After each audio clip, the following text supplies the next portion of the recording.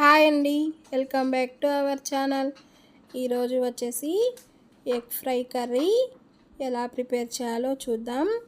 ఇంట్లో ఏమి కూరగాయలు లేనప్పుడు ఇలా ఒక 5 గుడ్లతో ఇలా ఫ్రై చేసుకొని తినేయొచ్చండి. మా వీడియోని ఫస్ట్ టైం చూస్తున్న వాళ్ళైతే సబ్స్క్రైబ్ చేయండి.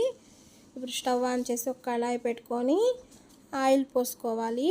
ఆయిల్ హీట్ అయ్యాక ఒక 3 ఆనియన్స్ని సన్నగా కట్ చేసి వేసుకొని ఫ్రై చేసుకుందాం. ఒక టమోటాని కూడా సన్నగా కట్ చేసి ఫ్రై చేయాలి.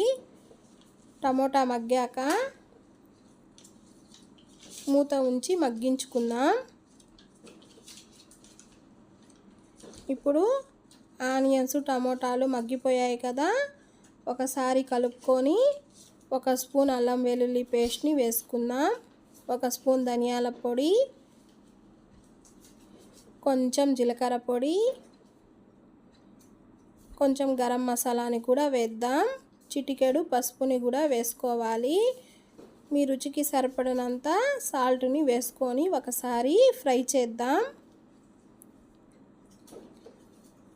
మీ కారానికి తగ్గట్టుగా కారాన్ని కూడా వేసుకోండి.